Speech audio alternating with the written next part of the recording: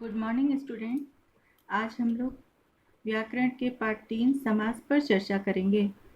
समास समास यानी इसका अर्थ है संक्षिप्त। अनेक शब्दों को आपस में मिलाकर संक्षिप्त करने की प्रक्रिया को समास कहते हैं। यानी किसी भी चीज़ को कई शब्दों को जो एक वाक्य कई शब्दों में मिलकर बना होता है, उनको जब हम छोटा कर देते हैं वही समास कहलाता है। समास करते समय दो शब्दों के बीच की विभक्तियों और पदों का लोप किया जाता है।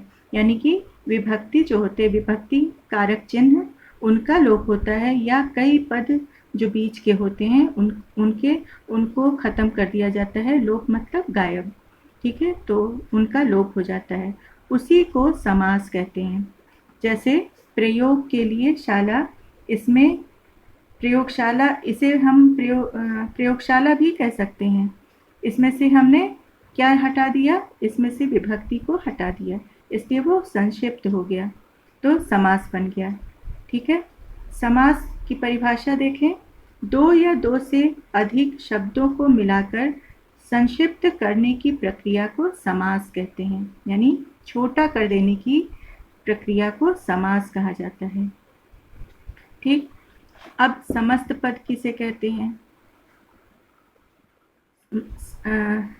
समासिक प्रक्रिया द्वारा बने शब्दों को समस्त पद कहते हैं। यानी कि इनको फिर से उसी तरह से जब कर दिया जाता है, समास को जब इसमें से जो हम हटाते हैं उनको फिर से उसी तरह से ला दिया जाता है, तो वो समस्त पद कहलाते हैं। यानी कि जितना पद उस समास में रहता है, जिसको हमने गायब किया है या लोप किया है, उसको फिर से हम विभक्ति को फिर से वैसे ही ला देते हैं, उसे हम समास कहते हैं। ठीक, समस्त पद कहते हैं। प्रत्येक समस्त पद में कम से कम दो शब्द होते ही हैं। ठीक है, पहले शब्द को पूर्व पद कहते हैं और दूसरे पद को उत्तर पद। यानी जो दो पद होता है तो उसमें पहला पद जो होता है वो पूर्व पद होता है और दूसरा पद उत्तर पद कहलाता है। पूर्व मतलब पहले, उत्तर का मतलब बाद में। ठीक है, इसके बाद समास विग्रह। समस्त पद को अलग अलग करने की प्रक्रिया को समास विग्रह कहते हैं। ठीक है, अब इसके कितने भेद हैं? समास के 6 भेद हैं। पहला है अव्ययी भाव समास। जिस समास का पहला पद अव्यय और प्रधान होता है, पहला पद यानी पूर्व पद अव्यय हो और प्रधान हो, मुख्य हो, उसे अव्ययी भाव समास कहते हैं। अच्छा, इसमें क्या है, जब ये दूसरे पद से यानी उत्तर पद से मिलता है तो ये पूरा ही पद अव्यय हो जाता है, इसलिए इसको अव्ययी भाव समास कहते हैं। पूरा पद ही इसमें अव्यय हो जाता है। ठीक है, जैसे यथा नियम यानी नियम के अनुसार, बेनाम बिना नाम के, भर पेट पेट भर कर, इस तरह से बहुत सारे उदाहरण हैं। तत्पुरुष समास। जिस समास में दूसरा पद प्रधान होता है और दोनों पदों के बीच से कारक के परसर्ग का लोप हो जाता है, कारक का चिन्ह जो है विभक्ति, उसका लोप हो जाता है, उसे हम तत्पुरुष समास कहते हैं। इसके भी 6 भेद हैं।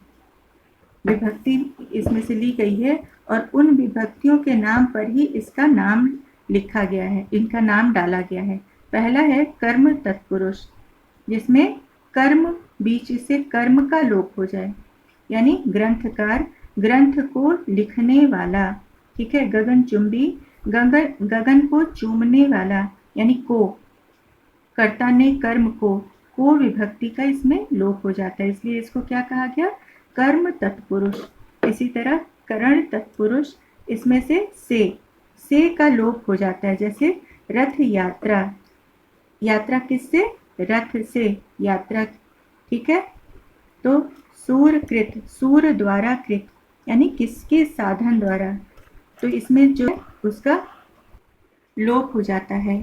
ठीक है, अब संप्रदान। संप्रदान मतलब के लिए, किसी के लिए कुछ करना, देना। ठीक है, तो हथकड़ी, हाथ के लिए घड़ी, हथकड़ी यानी हाथ के लिए कड़ी या हाथ घड़ी, हाथ के लिए घड़ी, ठीक है। अनाथालय, अनाथों के लिए आलय। तो के लिए, किसी के लिए कुछ करना, तो के लिए का लोप हो जाता है, तो ये भी विभक्ति है, विभक्ति चिन्ह। ऐसे ही अपादान तत्पुरुष, तो इससे से यानी किसी चीज़ से कोई चीज़ मुक्त हो जाए, कोई चीज़ हट जाए, गिर जाए, तो यहाँ पर यहाँ इस से का करण में किसी माध्यम का प्रयोग होता है, और अपादान में कोई चीज़ किसी चीज़ से अलग हो जाए। जैसे बंधन मुक्त, यानी बंधन से मुक्त। पथ भ्रष्ट, पथ से भ्रष्ट हो जाना, तो किसी चीज़ से कोई चीज़ अलग हो जाना, ठीक है।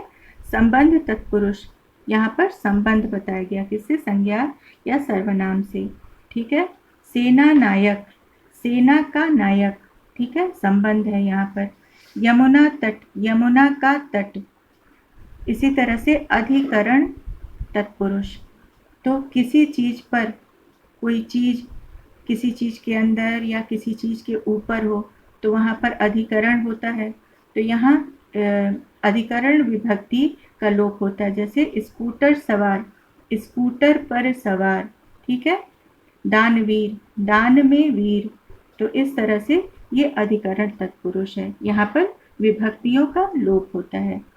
कर्मधारय समास, अब सभी समास में दो पद होते हैं, तो जिस समास में के दोनों पदों में विशेष या विशेषण या उपमेय या उपमान, पहला पद विशेषण, इसमें ऐसा नहीं है कि इसमें पहला पद विशेषण ही होगा, कभी कभी विशेष्य भी हो जाता है, कभी उपमेय होगा, कभी उपमान होगा, तो ये हम उसको उसके अर्थ को समझ के हम जानेंगे। तो यहाँ जिस समास के दोनों पदों में विशेषण, विशेष या उपमेय उपमान का संबंध होता है और उत्तर पद प्रधान होता है, उत्तर पद यानी बाद वाला पद प्रधान होता है, उसे कर्मधारय समास कहते हैं। ये हमें ध्यान देना है कि उत्तर पद प्रधान होगा, ठीक है। इस समास के मुख्य 5 भेद हैं, तो यहाँ दिया हुआ है कि पूर्व यानी पहला पद विशेषण और उत्तर पद यानी दूसरा पद विशेष्य। विशेषण यानी जो संज्ञा और सर्वनाम की विशेषता बताए, और विशेष संज्ञा और सर्वनाम को कहते हैं। पीतांबर, पीत विशेष है यानी पीला, अंबर विशेष्य यानी पीला है जो अंबर, तो यहाँ पर ये पहला जो है वो पीत है, विशेषण यानी विशेषता बताए किसका, अंबर का, ठीक है।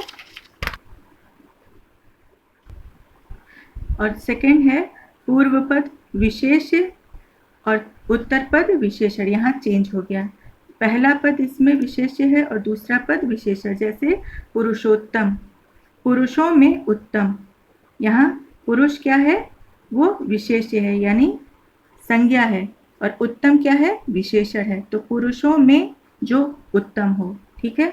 अब थर्ड में विशेषण उभय पद, यानी कि दोनों ही पद विशेषण हो, दोनों ही पद विशेषण हो, इसमें विशेष्य और विशेषण नहीं, दोनों ही पद। कभी कभी ऐसा होता है कि ऐसे भी शब्द आते हैं जिसमें दोनों ही पद विशेषण हो, उसे उभय पद कहते हैं। जैसे श्याम सुंदर, शीतोष्ण, शीत और उष्ण, खट्टा मीठा यानी खट्टा और मीठा दोनों ही विशेषण है। इसी तरह से बहुत कुछ और भी उदाहरण होंगे। फोर्थ देखें, पूर्व पद उपमान और उत्तर पद उपमेय। अब यहाँ पर उपमान क्या है, ये विशेषण है, उपमेय संज्ञा सर्वनाम को कहते हैं। कमल नयन, कमल क्या है, यहाँ पर कमल के समान नयन। अब नयन कैसे हैं, कमल के समान, तो यहाँ पर उपमान, कमल जो है वो विशेषण है, नयन क्या है, उपमेय है, संज्ञा है, तो नयन कैसे हैं, वो कमल के समान है। वज्र देह यानी वज्र के समान देह, देह देह के समान वज्र तो नहीं हो सकता ना, तो किसके समान होगा, वज्र के समान यानी बहुत मजबूत, तो उसके समान क्या होगा, शरीर होगा, तो यहाँ पर ये विशेषण है और यहाँ ये क्या है, संज्ञा है। अब यहाँ पर उल्टा हो गया, पूर्व पद उपमेय और उत्तर पद उपमान। चरण कमल, यहाँ पर कमल नयन था, यहाँ चरण कमल, अब यहाँ कमल के समान चरण, यहाँ पर कमल के समान चरण को बताया गया है। तो ये हो गया पहला पद उपमेय, यानी ये कमल जो है वो संज्ञा है और चरण जो है वो है उपमान विशेषण। ठीक है। फोर्थ है द्विगु समास। जिस समास का पहला पद संख्यावाची विशेषण होता है और समस्त पद समाहार या समूह का बोध कराते हैं, उन्हें द्विगु समास कहते हैं। तो यहाँ पर पहला पद संख्यावाची होगा, संख्या का बोध कराएगा, और दूसरे पद से जोड़ने पर वो एक समूह का बोध कराता है। जैसे त्रिभुज, 3 भुजाओं का समूह, सप्तर्षि, 7 ऋषियों का समूह, पंजाब, 5 आबों का समूह, 9 रत्न, 9 रत्नों का समूह। तो यहाँ समूह है। फिफ्थ है पांचवा द्वंद्व समास। ठीक है, द्वंद्व। तो जिस समास के दोनों पद प्रधान होते हैं, दोनों ही पद प्रधान होते हैं, किसी में एक पद प्रधान होता है, किसी में दोनों ही पद प्रधान नहीं होते हैं। द्वंद्व समास के दोनों ही पद प्रधान होते हैं, पूर्व पद और उत्तर पद दोनों ही प्रधान होते हैं। द्वंद्व समास इसमें से योजक चिन्ह, ये द्वंद्व समास में योजक चिन्ह लगे होते हैं, इससे हम जान जाते हैं ये द्वंद्व समास है। ठीक है। तो ये उसी के अनुसार जब ये हम योजक चिन्ह को हटाते हैं तो इसमें और या आ जाता है। ठीक है। तो जैसे चांद सूरज, चांद और सूरज, यहाँ योजक चिन्ह लगा है, योजक चिन्ह हट जाएगा तो यहाँ और आ जाएगा। छोटा बड़ा, यानी तुलना की जा रही है, तो छोटा या बड़ा। ठीक है। यहाँ ये सब ध्यान देना है कि और या योजक चिन्ह जब हटेगा तो ये आ जाएगा। ठीक है। बहुव्रीहि समास। जिस समासिक पद में दोनों ही पद प्रधान नहीं होते, कोई अन्य पद प्रधान होता है, यानी तीसरा पद प्रधान होता है और वो उसकी विशेषता दर्शाता है। एक नया शब्द बनता है और वो उस दोनों पद प्रधान न होकर एक अन्य पद प्रधान होता है और वो एक विशेषण का कार्य करता है, उसे हम बहुव्रीहि समास कहते हैं। जैसे पीतांबर, कर्मधारय में पीतांबर था, पीला है जो अंबर। ठीक है। लेकिन यहाँ पर पीत है अंबर जिसके, यानी पीला है कपड़ा जिसका, श्री कृष्ण। ठीक है। दशानन, दश है आनंद जिसके, रावण। ठीक है। तो यहाँ पर इस तरह से हम बहुव्रीहि समास को लिखेंगे। ठीक है। धन्यवाद।